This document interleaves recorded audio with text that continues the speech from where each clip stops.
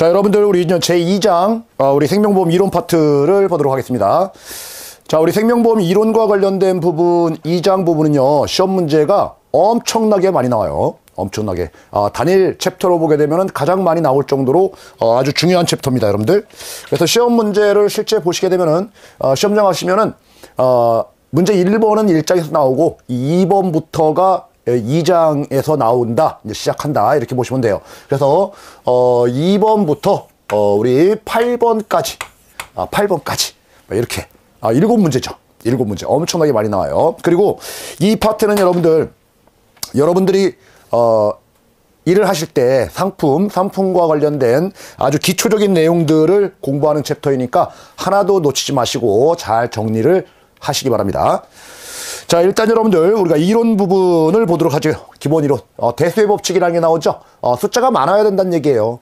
주사위 한 번 던지면은 1이 나오는지 2가 나오는지 또는 6이 나오는지 확률을 우리는 정확하게 얘기할 수가 없어요. 그런데 수십만 번 많이 던지면은 6분의 1의 확률을 우리 예측할 수가 있는 거죠. 동전도 앞면 뒷면 똑같아요. 그래서 여러 번 해야지만이 확률을 예측할 수 있다. 즉 숫자가 많아야 된다라는 거예요. 대수 숫자가 많아야 된다. 이걸 보험에 접목시키게 되면은 여러분들 가입자가 많아야 된다라는 거죠. 가입자가 많아야 된다. 그래야지만이 이 가입자 중에서 어느 정도의 사고 발생 확률을 예측할 수가 있는 거죠. 사망 확률을 예측할 수가 있다. 그래서 확률을 예측할 수가 있다. 몇 프로 정도 사망할 것인지. 이해됐나요? 이게 바로 대수의 법칙. 이래야지만이 보험회사가 경영을 안정적으로 운영할 수가 있는 거예요. 그래서 가입자 수가 많아야지만이 안정적으로 우리가 운영을 한다, 이렇게 얘기합니다. 가입자 수가 많으면 안정성이 떨어진다 그러면 틀리겠죠. 자, 다음 여러분들 이렇게 확률과 관련된 부분에 나오는 우리 내용이 있는데, 이게 바로 이제 사망률이라고 하는 거죠. 사망률, 두 번째 사망률과 관련된 부분들은 연초 대비 사망률이에요. 사망률은 연초, 그러니까 처음 시작할 때 100명이 있었다. 근데 사망자 수가 몇 명이냐, 사망자 수가 몇 명이냐, 요거의 비율인 거죠. 그래서 한 명 죽었다 그러면 1% 사망하더라. 그러면 이제 보험금 줘야 되는 거잖아요. 1억 원. 그러면은 여기 모인 많은 사람들이 각각 돈 낸 걸 가지고 보험금으로 준다는 얘기죠. 그러면 얼마씩 돈을 걷어야 될까요? 뭐 이런 개념들이 이제 도출되는 거죠. 그래서 보험료와 관련된, 보험료를 이제 P라고 하겠습니다. 자, 우리 보험료와 관련된 부분들은 회사 입장에서요. 보험회사 입장에서 자, 나갈 돈하고 들어온 돈하고는 맞아야죠. 너무 많이 받는 것도 안 되고 너무 적게 받아도 안 된다는 얘기예요. 그러니까 수지 상등에 맞도록 보험료는 책정돼야 된다라는 게 이제 수지 상등의 원칙이라고 하는 거예요. 저 뒤쪽에 또 나오죠, 여러분들. 그렇죠? 수지 상등의 원칙. 자, 그러면은 그 전에 여러분들 요 사망률과 관련된 부분에서 생명표라는 게 추가적으로 나옵니다, 여러분들. 생명표. 요 생명표는 전 국민을 대상으로 하는 우리 이제 국민생명표라는 게 있어요. 국민생명표. 그러니까 나이 드신 분이라든지 나이 어린 친구라든지, 그죠? 아픈 사람 안 아픈 사람 모두 아우르는 그런 평균 수명을 따져보는 표예요. 근데 보험 가입하는 사람은 다르겠죠, 여러분들. 아픈 사람 보험 가입 안 되잖아요. 그래서 이제 보험회사 입장에서 보게 되면은 가입자들 경험에 따른 그런 생명표가 이제 경험생명표다라는 겁니다. 그래서 생명보험사는 여러분들 경험생명표를 사용한다라는 거죠. 국민생명표를 쓰는 게 아닙니다. 그래서 처음에는 경험생명표가 없었어요. 이게 없어가지고 최초에는 우리가 보험회사는 이 국민생명표밖에 없기 때문에 이것을 일부 조정을 해서 사용을 했다라고 해서 조정 국민생명표가 조정됐다. 그래서 향후에 경험생명표를 만들어서 뭐 1차부터 4년에서 5년 주기로 여러분들 개정돼요. 바뀌어요. 왜 그러냐면 평균 수명이 늘어나니까. 그래서 2024년도에는 10회차 개정되는 경험생명표를 쓸 것이다. 이거죠, 여러분들. 자, 요 내용 이렇게 정리를 좀 해두시면 되겠습니다. 자, 다음 주 수지상등의 원칙은 좀 전에 말씀드렸듯이 보험료 산출의 원칙이에요. 그래서 확률을 예측하는 원칙은 대수의 법칙, 그렇죠. 보험료 결정의 원칙은 수지상등의 원칙. 자, 우리 다음 넘어가도록 하겠습니다. 생명계약의 우리 요소와 관련된 부분이죠. 계약자, 피보험자, 수익자, 그리고 이제 보험회사 이렇게 나오죠, 여러분들. 뭐 간단해요. 뭐 어려운 내용이 아니니까. 자, 자, 보게 되면은 여러분들, 계약자가 있을 것이다. 그리고 피보험자가 있을 것이다. 그리고 수익자가 있을 것이다. 이 계약자가 계약하는 거예요. 보험회사에. 어떤 조건으로? 피보험자 누구, 그리고 수익자 누구로 정해서 보험회사에 가입하겠습니다. 라고 얘기를 하는 거죠. 그래서 이 보험의 주체, 주인은 소유권자는 누구냐? 계약자 거예요. 그래서 계약자가 여러분들 보험료를 납부를 하는 겁니다. 그리고 보험회사에 청약을 한다. 이렇게 얘기를 하는 거죠. 그리고 피보험자 세팅하고 이 수익자도 세팅하고 수익자가 마음에 안 들면 변경도 할 수 있습니다. 이 계약자가. 계약자 거니까 계약자는 여러분들 이 보험 가입하고 나중에 해지할 수도 있어요. 자기 거니까. 이해됐나요? 그리고 계약자가 뭐 문제가 생기면 여러분들 예를 들어서 세금을 안 냈다라고 하면 어떻게 될까요? 압류 들어옵니다. 압류 들어오면은 각종 재산의 압류가 들어오는 거죠. 우리 보험 상품도 우리 계약자 소유로 가지고 있다라고 하면은 이 보험도 압류의 대상이 되는 거예요. 아셨죠? 자, 뒤쪽에 여러분들 특별부활 쪽에서 그 내용이 또 나오니까 이 내용 함께 보도록 합니다. 자, 그리고 여러분들 계약자가 만약에 19세 미만자, 미성년자라고 하면은 우리가 부모님의 동의를 받고 계약을 해야 돼요. 서면 동의. 그냥 하면 안 돼요. 그래서 계약할 때 동의 요건. 자, 다음 이제 피보험자는 여러분들 피를 흘릴 사람 이렇게 생각하면 돼요. 사고의 대상인 거죠. 보험의 목적, 보험 대상 이렇게도 얘기합니다. 자, 여러분 피보험자와 관련된 부분들은 여러분들 만약에 계약자와 피보험자가 같으면은 자기의 보험이라고 하는 거고, 계약자와 피보험자가 다르면은 타인의 보험이라고 하는 거예요. 특히 이제 타인의 보험에서 여러분들 이 피보험자의 사망 설계와 관련된 보험, 종신보험, 뭐 사망보험, 정기보험 뭐 이런 것들이에요. 자, 이런 보험에 가입했을 때 이 피보험자가 문제 생길 수가 있겠죠. 예를 들어서 A라는 사람, B라는 사람, 수익자도 또 A 이러면은 약간 좀 뭐 보험 범죄에 냄새가 좀 나죠. 자, 그렇기 때문에 여러분들 요 계약자와 피보험자가 다른 사망 보장하는 설계에서는 반드시 이 피보험자의 서면 동의가 있어야 됩니다. 서면 동의. 서면 동의 없으면 이 계약은 무효예요. 무효 뒤쪽에서 또 공부를 할 거예요. 자, 다음 여러분들 수익자 이렇게 지정이 된다라는 거죠. 보험금 청구권을 가진 자, 보험금 타는 자 이렇게 되는 거예요. 자, 그러면 여러분들 이 계약자, 피보험자, 수익자 이 사람들이 사람이 한 명씩이어야 되느냐, 두 명이면 안 되느냐, 세 명이면 안 되느냐, 다 가능해요. 모두 가능합니다. 여러분들 계약자 여러 명, 피보험자 여러 명, 수익자 여러 명, 아무 제한이 없습니다. 자, 다음 여러분들 우리가 이제 보험회사가 있는 거죠. 보험회사가 우리 시중에 여러분들 보험회사 많잖아요. 영업을 하려면 그냥 회사 차렸더라고 영업하는 게 아니라 금융의 제일 꼭대기 위, 그렇죠? 제일 위에 금융권의 제일 위에 금융위원회에 우리 영업 허가를 받고 보험업을 영위를 해야 됩니다. 그래서 여러분들 공부하시다 보면은 다 이제 금융위원회 말만 계속 나올 거예요. 그래서 제일 꼭대기구나 이렇게 생각하시면 돼요. 금융위원회. 자, 이게 계약 관계자들과 관련된 내용이네요. 뭐 이 정도 정리를 해두시면 되겠죠. 자, 다음 여러분들 보험 계약 내용과 관련된 부분 보도록 하겠습니다. 자, 우리는 보험 사고가 터졌다라고 하는 거예요. 이 사고라는 것은 생명보험 쪽에서는 사람이 살았다, 죽었다. 또는 뭐 질병이라든지 상해 같은 경우에는 다쳤다, 아프다 뭐 이런 것들이죠. 그때 보험 들었으면 보험금이 나오는 거예요. 그렇죠? 그래서 사고가 발생하면 여러분들 뭐가 나오느냐? 보험금이 나온다. 그래서 보험금 지급 사유도 사고라고 얘기합니다. 똑같은 말이에요. 이해됐나요? 자, 다음 여러분들 보험기간이라는 게 있어요. 보험기간. 보험기간이라는 얘기는 이 기간 동안에 돈 주겠다 그런 말이에요. 돈 주겠다. 지금 뭐예요? 이 기간 동안에 보장하겠다라는 거죠. 보장. 이 위험을 보험회사가 책임지고 관리해주겠다 이런 말이에요, 여러분들. 그래서 이 보험기간이라고 하는 것은 보장기간 또는 위험기간 또는 책임기간 이거 다 같은 말입니다. 아셨죠? 자, 우리 뒤쪽에 이제 보장계실 요거 공부를 할 건데 그때부터가 이제 보험기간이 시작되는 거예요. 자, 그러면은 여러분들 이 보험기간과 다른 말은 뭐냐면은 이제 면책기간이라는 게 있어요. 면책기간. 책임지지 않겠다, 면하겠다 그런 거잖아요. 저 뒤쪽에 여러분들 우리 암보험 공부하시게 되면은 90일 일반적으로 90일 정도의 면책기간을 설정하는 게 일반적이에요. 그거는 좀 다른 말이죠. 이 보험기간하고. 자, 그러면은 다음에 이제 보험료 납입기간이라는 말이 있죠. 자, 이거죠, 여러분들. 자, 보험기간이 이렇게 죽을 때까지 이게 보험기간이에요. 자, 그러면 그 기간 동안에 보험료를 내야 되겠죠. 자, 보험료를 내는데 자, 전기간, 이 전기간 납입할 수도 있는 거예요. 그래서 전기 납입, 전기간 납입한다. 전기납. 이렇게 얘기하고요. 짧게 납입할 수도 있는 거예요. 뭐 10년이면 10년, 20년이면 20년, 뭐 5년이면 5년. 이런 식으로, 전체 기간보다는 짧은 기간인 거죠. 요게 단기간에, 보험기간보다는 짧은 기간에 납입한다. 이렇게 해서 단기납, 이렇게 얘기해요.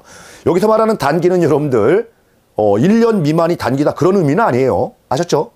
자, 그리고 돈이 많으신 분들은 여러분들 한 큐에 다 낼 수도 있죠. 이런 것들을 우리는 일시납, 이렇게 얘기합니다. 일시납.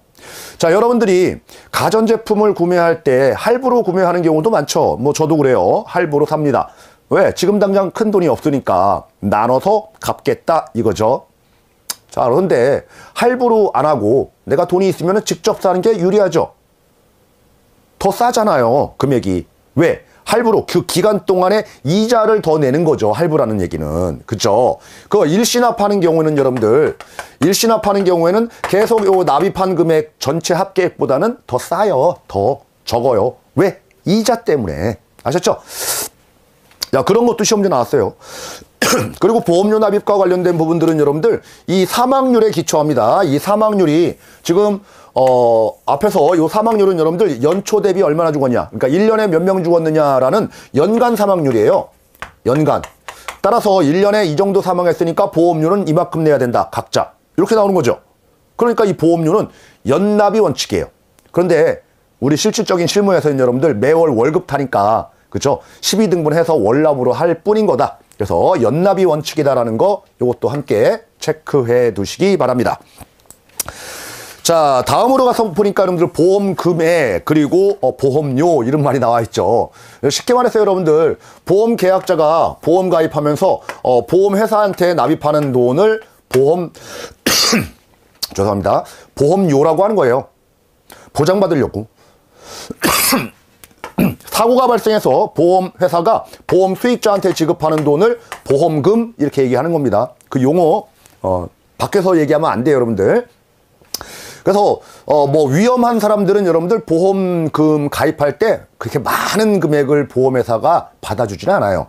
예를 들어서 뭐 10억짜리 가입하고 싶은데 보험사가 보니까 저 사람이 좀 위태로워요. 그러면은 10억까지 안 받아주고 상호 합의하에서 뭐 5천만 원밖에 안 됩니다. 뭐 이런 식으로 해서 가입 금액 제한하는 경우도 있거든요. 그래서 어쨌든 보험 금액이라고 하는 것은 당사자 간에 합의된 금액이다. 이렇게 얘기하면 되겠습니다. 자, 다음 여러분들 우리가 이제 보험료 구성 원리와 관련된 부분 보도록 하겠습니다. 좀 전에 기본적인 원칙에서 이 수지상등의 원칙에 따라서 보험료가 산정된다. 뭐 이런 말이 나왔어요. 이것도 여러분들 사례 문제로도 출제한 적이 있습니다. 계산식으로. 뭐 문제를 풀어보면은 뭐 문제들 다 있죠, 여러분들. 그래서 문제 한 번씩 그 사례 문제 한 번씩 풀어보시기 바랍니다. 엄청 쉬워요. 그러니까 전체 나갈 돈이 얼마니까 몇 명이서 n분의 1씩 나눠서 내자. 그런 개념이에요. 우리 모임할 때 여러분들 10명이 모였어요. 그래서 1년에 100만 원 쓰겠대요. 100만 원. 뭐 여행비라든지 뭐 어디에 쓰겠대요. 100만 원. 10명이서. 그럼 각자 얼마씩 내야 돼요, 1년에? 그렇죠. 10만 원씩 내야죠. 그래서 100만 원 모이죠. 그런 원리로 보험료는 결정된다라는 겁니다. 자, 다음 여러분들 보험료 산출과 관련된 부분이 나와 있죠. 보험료 산출. 자, 우리 보험료 했는데 이 보험료는 그러면 어떤 식으로 구성되어 있느냐를 한번 보자고요. 자, 우리 보험료라고 하는 것은 여러분들 나중에 나갈 보험금 재원으로 써야 될 돈들인 거예요, 결국. 그쵸? 그래서 이 보험료라고 하는 것은 나중에 보험금 줄 재원들, 자, 요게 바로 순보험료다, 이렇게 얘기합니다. 그것뿐만 아니라 여러분들의 모집 수당이라든지 회사 운영 경비라든지 이런 부분들을 더 써야 되겠죠. 그래서 이 보험금 줄 돈 말고도 추가적으로 더 부가해서 받습니다. 자, 이런 것들이 부가보험료다, 이렇게 얘기를 하는 거예요. 자, 그럼 순보험료는 보험금 재원이기 때문에 보장과 관련된 부분들은 위험보험료다, 이렇게 얘기를 하는 거고, 위험보험료. 그리고 만기 금액 주는 것들, 연금 주는 금액들, 이것도 보험금인 거잖아요. 그렇죠? 이런 것들은 위험이 아니고 이제 저축하는 거죠. 그래서 저축보험료, 자, 이렇게 얘기를 합니다. 자, 그리고 이 부가보험료는 말 그대로 여러분들 많이들 들어보셨을 거예요. 이제 사업비다, 뭐 이렇게 얘기를 하는 겁니다. 그래서 이제 보험료라고 하는 것들은 이렇게 세 가지로 위험, 저축, 사업비, 그래서 예상을 하고 보험료가 결정되는 거예요. 이게 3위원 방식이다 이렇게 얘기합니다. 예상되는 위험률, 예상되는 수익률, 이율, 예상되는 사업 비율, 요게 바로 예정 이율, 예정 위험률, 예정 사업 비율 해서 예정 기초율이라고 합니다. 세 가지를. 자, 거기까지는 모르셔도 돼요. 어쨌든 세 가지로 이렇게 구성돼서 보험료가 결정되는 게 3위원 방식인데 이거는 이제 과거 방식이에요. 우리나라는. 보수적인 방식이었다는 얘기죠. 자, 여기에 플러스 여러분들, 플러스 뭐가 더 결합되는 거냐면은 각 회사별로 사정이 다 달라요. A 회사, B 회사, C 회사 다 다르다. 뭐가 다르냐? 자, 어떤 회사는 판매가 잘 되고, 어떤 회사는 판매가 잘 안 되고, 어떤 회사는 관리비가 많이 들고, 그쵸? 어떤 회사는 아주 럭셔리한 사무실을 쓰기 때문에 비용도 많이 들고, 또 어떤 회사는 판매하면은 계속적으로 고객이 유지해서 돈을 2회차 이후 보험료를 계속 들어와야 되는데 그게 안 들어오고 해약률이 많고 뭐 사정이 다 다르죠. 그러니까 돈 흐름이 다 다르다라는 거예요. 이게 바로 현금 흐름이라는 거죠. 현금 사정들이 다 다르다. 그러니까 현금 사정 고려했을 때 우리 회사는 이렇게 결정한 거 말고 현금 사정까지 다 고려하면은 뭐 예를 들어서 19만 원 정도 보험료를 책정하는 게 우리 회사 A 회사 입장에서 보면은 딱 맞는 거죠. 최적화된 거예요. 회사별로. 자, 그럼 B 회사 입장에서 보게 되면은 우리 회사는 21만 원으로 결정하는 게 맞는 거 같아 라고 결정을 하겠죠. 이것도 B 회사 입장에서 보게 되면은 최적화된 보험료인 거예요. 회사별로. 전체를 놓고 보는 게 아니라 회사별로 우리 사정에 맞게 이 현금 흐름에 맞게 보험료를 결정해라 라는 겁니다. 이게 바로 현금 흐름 방식이다 라는 거예요. 그러니까 여러분들 다양한 요소들을 다 우리 사정들의 그쵸? 요소들을 현금 흐름들을 다 반영을 해서 보험료를 결정할 수 있다는 장점도 있고 회사별로 다 차이가 있기 때문에 고객은 선택의 폭도 넓고 그런데 보험회사는 이렇게 보험료를 산출하고 산정, 계산해내는데 좀 짜증나고 그쵸? 여러 가지 요인을 다 고려해야 되니까 비용도 많이 들고 자 이런 방식이다. 이렇게 보시면 되겠네요. 자, 그런데 여러분들 이렇게 쓰는 나라가 우리나라 현금 흐름 방식 쓰고 있고요. 전 세계적으로 선진국, 미국 등 EU 다 쓰고 있다라는 거예요. 그런데 유독 자, 우리 3위원 방식을 고수하는 나라가 있습니다. 어디냐면은 일본, 독일 요 나라예요. 일본. 그쵸? 그래서 일본이 현금 흐름 방식이다. 그러면 틀려요. 자, 다음 여러분들 배당 보도록 하겠습니다. 배당. 현금 흐름 방식 뭐 자주는 안 나와요. 오히려 배당이 잘 나옵니다. 자, 우리 배당이라고 하는 것들은 고객에게 주겠다라는 거예요. 우리 주식 투자하면은 배당 뭐 번다. 배당의 이익이 생긴다. 뭐 이것도 있지만은 여기서 말하는 배당이라는 얘기는 고객에게 주겠다. 그러면 무슨 돈으로 줄 거냐라는 거예요. 고객이 낸 돈으로 모았다가 주겠다 그거예요. 회사 돈 안 줘요. 그래서 고객이 납입을 합니다, 여러분들. 납입을 하면은 회사가 적립을 해둬요. 투자해서 적립해뒀다가 향후에 고객에게 우리가 지급합니다. 이게 지급하는 게 배당이에요. 그러니까 먼저 지급하지는 않겠죠. 먼저 받은 다음에 적립한 후에 지급을 하겠죠. 그래서 여러분들 선적립 후 배당 체계다 이런 말이 나옵니다. 반대로 설명하면 안 돼요. 안 돼요. 자, 그래서 이렇게 하는 해서 보험 가입할 때 돈을 더 추가적으로 내니까 요런 배당을 받는 보험, 그걸 가지고 우리는 유배당 보험이라고 얘기합니다. 이 유배당 보험은 배당금을 주지 않기로 한 보험은 또 무배당 보험이라고도 해요. 요 무배당 보험에 비해서 보험료를 더 많이 받겠죠. 즉, 이 무배당 보험이 더 보험료가 싸다. 이해됐나요? 이게 더 비싸다. 이거예요, 여러분들. 자, 이런 무배당 상품, 유배당 상품, 무배당 상품 이런 정책들을 회사별로 자유롭게 써라라는 거예요. 무조건 유배당이어야 된다. 무조건 무배당이어야 된다. 이런 거 없다라는 겁니다. 자, 다음으로 여러분들 우리가 이제 배당 지급하는 방식을 보니까 우리 교재에 나와 있는데 뭐 암기할 것도 없어요. 뭐 현금 주면 되잖아요. 나중에 이제 보험료 받을 일이 있다라고 하면은 받을 거랑 줄 거랑 있으니까 3개 처리해도 되잖아요. 준 거랑 똑같죠. 나중에 사고 터져서 보험금을 줄 때 이 적립된 그쵸? 배당금도 같이 줄 수도 있는 거잖아요. 연금 줄 때 같이 줄 수도 있는 거죠. 주는 방법은 가지가지입니다, 여러분들. 어쨌든 주는 거잖아요, 다. 그래서 지급하는 방식 뭐 제목 위주로만 쭉 보시면 되겠네요. 자, 그러면 여러분들 이런 유배당 보험을 가입하면 고객 입장에서는 앞으로 배당금을 어느 정도 수익을 나서 받을까 궁금하겠죠. 그래서 예상되는 배당액 예상 배당. 자, 요런 것들을 우리 고객한테 얘기를 해주면 좋겠는데, 자, 예상 배당을 안내하는 것들은 금지입니다. 자, 왜 그러냐면은, 자, 우리 예상액이 예를 들어서 뭐 5%의 수익률을 가정해서 예상액을 가정하고 고객한테 얘기했는데, 실제 향후 경제 사정이 나빠가지고 5%의 수익이 안 났어요. 그러면 실제 배당하는 금액은 설명했던 금액보다 적을 수 있잖아요. 그러면 뭐 민원이죠, 바로 따지고 들어오죠. 그래서 여러분들 이런 위험성이 있기 때문에 예상되는 배당액과 관련된 부분들은 예시하지 못하도록 되어 있는 거예요. 자, 그런데 이게 원칙인데 단 하나, 딱 하나, 우리가 시험 문제 잘 나오는 거, 예시를 허용한 상품이 있다라는 거죠. 이게 바로 배당금을 주기로 한 당연히 유배당이겠죠. 상품 중에 연금보험이에요. 종신보험, 보장성보험 뭐 이런 거 아닙니다. 연금보험. 자, 우리 연금보험에 한해서는 앞으로 배당금이 이 정도 나갈 것 같습니다 라고 해서 예시하도록 예외를 허용했다라는 거예요. 허용했다. 아셨죠? 자, 그러면 몇 프로의 수익률로 가정해서 우리 계산했을까요? 이거는 여러분들 자기네 회사의 직전 5개년도의 실적을 토대로 해서 예상 배당액을 예시합니다. 3개년도 아닙니다. 5개년도입니다. 3개년도 틀린 말로 자주 나와요. 5개년도. 그리고 예상치이기 때문에 이게 금액이 실제 금액과 다를 수 있습니다 라는 멘트도 함께 남겨줘야 되겠죠. 당연한 거죠. 자, 그래서 요런 부분들이 상당히 중요한데 여러분들 또 하나 또 중요한 게 하나 더 마지막으로 남았어요. 자, 이렇게 유배당 연금보험에 한해서 예상 배당액을 예시할 수 있다라고 해서 풀어줬다는 얘기는 어딘가에 근거 규정이 있다라는 거예요. 근거 규정이 어디에 있냐 봤더니 금융위원회에서 정한 보험업 감독 규정이에요. 우리 책에 나오죠. 보험업 감독 규정. 유일하게 우리 시험에서 여러분들 배당 쪽에서 이 보험업 감독 규정을 빈칸 채우기 문제로 유일하게 나오는 데가 여기예요. 보험업 감독 규정. 자, 그래서 보험업 감독 규정이 뭔지는 몰라도 여러분들 그거 꼭 좀 기억을 해 두시기 바랍니다. 자, 요건 이제 여담이에요, 여러분들.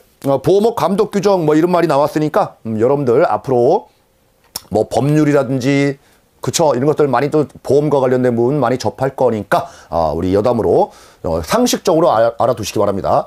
자, 우리 국회에서 만든 법률, 보험과 관련된 법률이 보험업법이라는 게 있어요. 나중에 또 공부합니다, 여러분들. 보험업법. 자, 그래서 보험업법에서 정해서 대통령령으로 대통령이 이렇게 위임한 규정이 있어요. 이게 바로 보험업법 시행령이라는 거죠. 시행령. 그리고 대통령 또는 국회에서 또 위임한 게 뭐냐면은 총리가 정해라 라고 하는 게 시행규칙이라는 거예요. 시행규칙. 그래서 보험업법 법률, 보험업법 시행령, 보험업법 시행규칙. 자, 여기까지가 법령이라고 얘기합니다. 법령.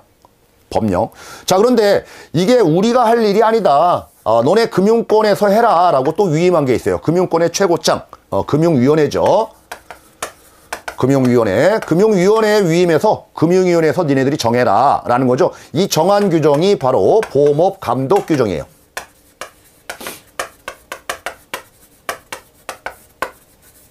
보험업 감독 규정. 알았죠? 물론 여기도 또 밑으로 내려갑니다. 금융감독원에 정한 거라고 해서 뭐 보험업 감독 업무 시행세칙 뭐 이런 것까지 있는데 거기까지는 몰라도 돼요. 자, 요런 흐름이다라는 거. 그래서 보험업 감독 규정이 이런 거구나라는 정도 우리 한번 상식적인 선에서 봤다. 그래서 여러분들 위에 거 요거 세 개를 법령이라고 하면은 요부터 밑에를 우리 행정규칙 뭐 이렇게 얘기합니다. 그런데 이제 법률적 효력을 어느 정도 다 인정합니다. 자, 이렇게 봤고요. 배당 상당히 중요해요, 여러분들. 배당. 요 앞쪽에서 기본적인 이론과 뭐 용어들 그리고 이제 배당 여기까지가 한 문제 나오는 거예요. 여기 배당까지가. 그죠? 2번 문제. 그럼 이제 3번 문제에 나오는 게 뭐냐? 이제 다음부터죠, 여러분들. 다음부터. 자, 우리 생명보험약관의 주요 내용에서 계약의 성립이라는 부분이 있습니다. 성립이라고 하는 것들은 우리 여러분들 사람들이 만나가지고 뭐 약속하고 만나고 데이트하고 결혼하고 뭐 이렇게 계속적으로 이제 살아나가는 거죠. 그러면 항상 사람들끼리는 나 혼자만 사는 게 아니라 누구와의 관계를 맺으면서 계속 성장하고 발전을 한다는 얘기입니다. 그러면 그 관계를 맺은다라는 얘기는 둘 간의 암묵적 또는 명시적인 합의가 있었다는 얘기죠. 합의로 우리 계약은 성립하는 거예요. 우리 살아가는데 계속 계약인 거예요, 여러분들. 모든 게. 그래서 계약이라고 하는 것은 누군가가 청혼을 합니다. 이걸 청약이라고 해요. 우리 사귀자 뭐 이렇게 얘기하듯이 우리 나 보험 가입하게 해주세요. 계약자가 얘기를 하는 거예요. 누가요? 계약자가. 자, 그러면 여러분들 우리 이제 보험회사 입장에서 보게 되면은 그래? 그러면 가입시켜 줄게. 승낙이라고 얘기하는 겁니다. 승낙. 오케이 하는 거죠. 조건이 있겠죠, 여러분들. 조건이. 요 계약자가 어떤 조건? 요 피보험자와 수익자 이렇게 지정을 해놓고 요런 조건으로 가입을 할 테니까 가입 좀 시켜줄래요? 그러면 승낙 또는 거절할 수도 있습니다. 거절. 자, 여러분들 앞에서 좀 잠깐 말씀드렸듯이 보험 가입자 수가 많아야 된다. 대수. 그렇죠? 많아야 된다. 자, 이 많아야 된다라는 이 가입자 수는 여러분들 요 하나의 단체를 구성하는 가입자 수를 얘기해요. 이걸 가지고 보험단체 또는 보험 집단이다 이렇게 얘기합니다. 집단. 이 보험 집단이라고 하는 것들은 여러분들 뭐냐면은 40세 남자하고 40세 여자하고는 다른 집단인 거예요. 아셨죠? 위험이 달라요. 위험이. 그래서 위험이 같은 요런 그룹핑을 한다는 얘기예요. 그때 여기에 모인 사람들은 비슷비슷한 사람들끼리 모였겠죠. 그래서 요런 사람들의 위험들은 동질의 위험이어야 돼요. 동질의 위험. 다수들이. 자, 그러니까 다 비슷한 위험을 가진 사람이고 똑같은 유의 사람들이니까 각각에 내는 보험료도 동일한 보험료를 내는 거예요. 다. 즉 40대 남자하고 40세 여자하고 보험료가 달라요. 왜? 집단이 다르니까, 위험이 다르니까 그런 거예요. 아셨죠? 그래서 이 사람들이 가입하는데 요 피보험자가 우리 그룹에 들어온다? 그럼 보험회사 입장에서 봤을 때는 이 사람 평균적인 위험보다 안 좋네? 그러면은 거절. 좋네? 그러면은 오케이. 이렇게 하는 거예요. 이해됐나요? 자, 요런 확인 절차를 우리는 계약 심사다. 이렇게 얘기를 하는 거죠. 심사하는 겁니다. 여러분들 우리 개모임 할 때도 새로운 개원이 들어온다라고 하면은 쟤는 어땠어 하고 서로 간에 물어보고 쟤 원래 기분 안 좋아 받지 말자 이렇게 상호 합의도 하고 뭐 이런 절차가 필요한 거죠. 똑같다는 얘기입니다. 보험도. 자, 이렇게 오케이 하게 되면 여러분들 승낙이 떨어지게 되면은 성립하더라라는 거예요. 성립. 자, 그래서 보험 계약은 여러분들 낙성 계약이라고 합니다. 승낙이 떨어지면 성립한다. 그래서 낙성 계약. 아셨죠? 그리고 청약하는 방법, 승낙하는 방법은 여러분들 우리 서면으로 해도 되지만은 요식행위라고 합니다. 그렇지 않고 말로 해도 돼요. 살아가는데 여러분들이 누구랑 처음으로 사귀기 시작했어요. 그때 사인하고 사귀기 시작하나요? 아니죠. 서로 간에 눈빛으로, 그죠? 말로 우리 사귈까? 뭐 이렇게 하면서 뜸들이다가 사귀게 되는 거죠. 자, 마찬가지로 이것도 그래요. 그런데 대량 거래를 하다 보니까 형식적으로 청약서라는 것들, 서류들을 작성해서 이렇게 대량 우리 보험 가입들이 진행될 뿐인 거지. 우리 성질상으로 보게 되면은 우리 뭐예요? 불요식 행위입니다. 자, 그런 내용들 간단하게 보시면 됩니다, 여러분들. 그래서 다음 이제 청약과 청약 철회라는 게 있죠. 청약, 특별한 방식을 요하지 않는다. 자, 그 다음 이하는 뭐 뒤쪽에 여러분들 계속적으로 나오니까 넘어가도록 하겠습니다. 다음 개인보험 계약의 단체 취급이라는 게 있죠. 뭐 동일한 회사 다니는 직원들이 여러 명 있는데 똑같은 보험들을 각자 다 들은 거예요. 그런데 가만히 보험사 입장에서 보게 되니까 우리 그룹핑을 할 수 있는데 쟤네들 보니까 다 하나씩 따로따로 들고 있네? 이라는 거죠. 근데 관리는 편하죠, 보험사는. 그렇게 인원수가 5명이 넘는다라고 하면은 단체 취급을 해버려요, 보험사가. 그래서 보험료를 좀 깎아줘요. 그래서 5명, 요것만 좀 체크해 두시기 바랍니다. 자, 우리 청약을 하게 되면 여러분들 올해 장기간 계약이기 때문에 이거 섣부른 청약을 할 수도 있는 거잖아요. 보험료를 계속 내야 되는 거고. 그래서 일정 기간 동안에는 청약을 철회할 수 있는 그런 기회를 줍니다. 원래 이제 민법상, 민사상 청약을 하게 되면 청약에 대한 우리 이 철회권은 인정하지 않아요, 민사에서는. 그런데 이 보험 쪽에서는 돈이 왔다 갔다 하는 문제이기 때문에 청약 철회를 예외적으로 인정해주고 있습니다. 물론 청약 철회와 관련된 근거 법률은 금융소비자보호법에 있지만은 거기까지는 모르셔도 되고. 자, 그러면은 무한대로 청약 철회할 수 있느냐? 그건 아니에요, 여러분들. 언제까지 기간이 있다라는 겁니다. 자, 우리 성립을 하게 되면은 오케이, 다 끝났어요, 이제. 자, 이렇게 되면 여러분들 성립과 동시에 보험증권을 출력이 가능해요. 보험증권 교부 시기는 성립한 때예요. 자, 그러면 증권이 교부되면 증권을 받죠. 이 받은 날로부터 15일 이내에 청약 철회를 할 수가 있습니다. 청약 철회. 자, 그런데 증권을 아주 늦게 이렇게 교부를 해주게 되면은, 그쵸, 한 1년 후에 또 청약 철회를 해야 되고 너무 번거롭잖아요. 그래서 한도가 있어요. 한도는 여러분들 청약한 날로부터 30일 이내로 한도가 있다. 한도가 있다. 자, 요런 것들도 뭐 시험 문제에 가끔씩 나옵니다, 여러분들. 가끔씩 나와요. 아주 뭐 간단한 사례를 뭐 들어가면서 이제 문제를 내는 경우도 있지만은, 여러분들이 다 계산하시면 돼요. 예를 들어서 7월 15일 날 증권을 7월 20일이라고 해볼까요? 7월 20일 날 증권을 수령했어요. 그러면 여러분들 15일 이내, 15일 그러니까 20 더하기 15는 35, 7월 달은 31일까지 있으니까 요 날짜는 8월 4일, 그럼 8월 4일까지 청약 처리할 수 있겠네? 이해됐나요? 자, 그런데 청약한 날을 보니까 여러분들 7월 1일 날 청약을 한 거예요. 7월 1일 날. 그러면 청약일로부터 30일, 1 더하기 30, 그러면 31일, 7월 달은 31일이 있으니까 7월 31일이 한도네라는 거죠. 그러면 여러분들 증권 수령일로부터 15일이지만 한도는 7월 말까지니까 이 7월 말까지 청약 철회를 하는 거지 8월 달에는 청약 철회가 안 받아줘요. 자, 이런 규정이다라는 거예요.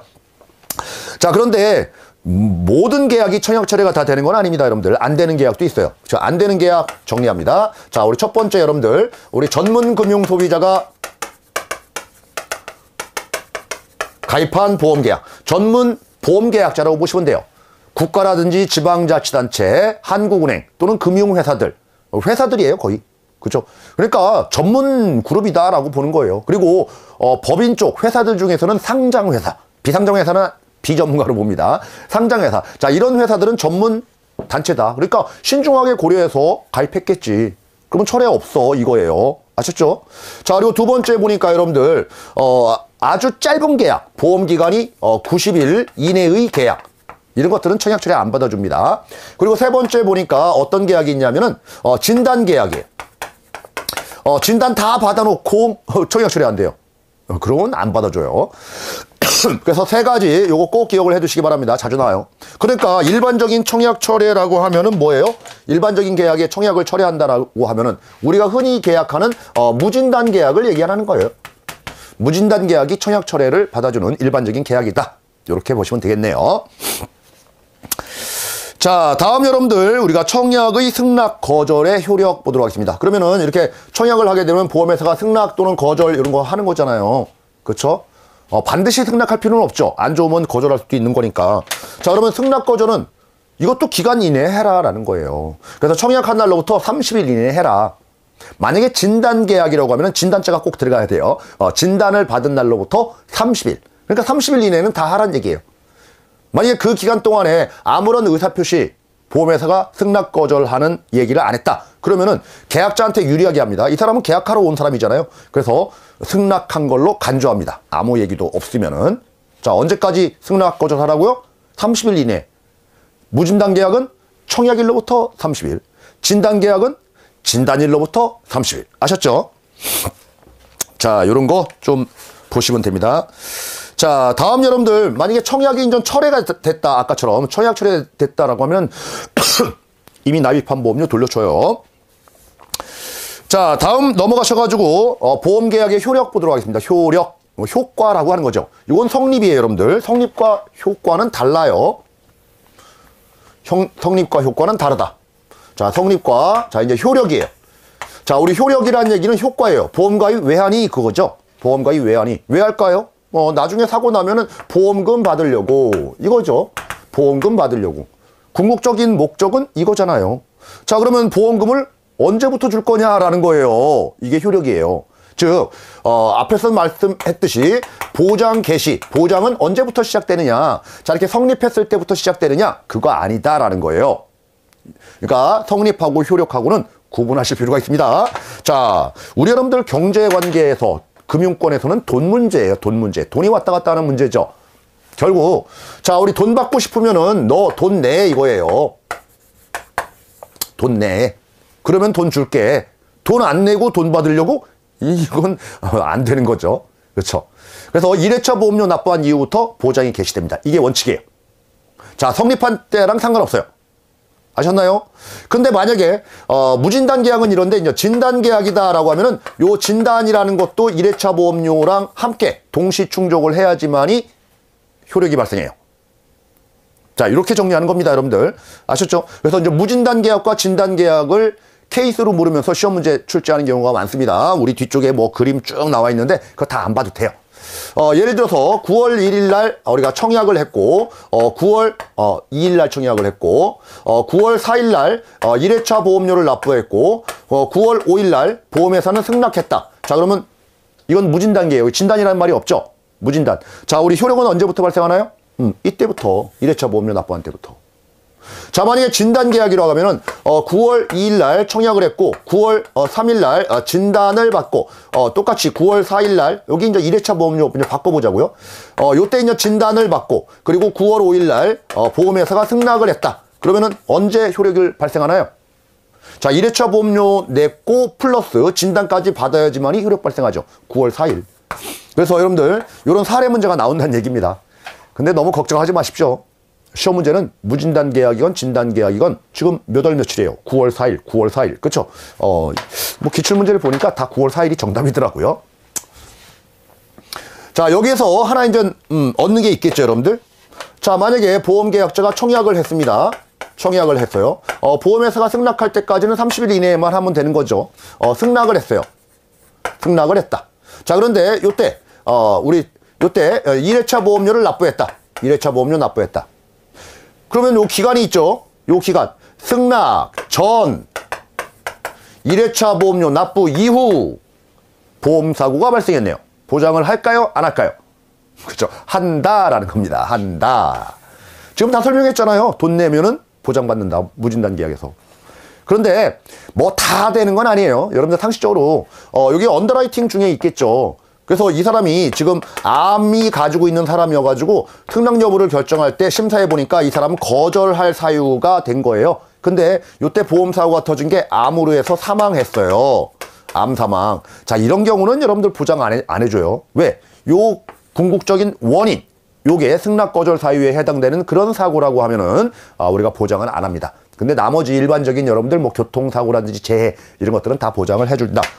전제 조건은 뭐라고요? 1회차 보험료 납부한 때부터.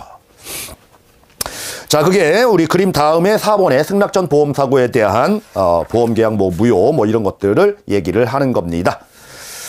자, 다음 여러분들 보험계약의 무효 쪽까지 보시죠. 여기까지 보고 우리 2장이 내용이 많다 보니까 여기까지 끊고 잠깐 쉴게요.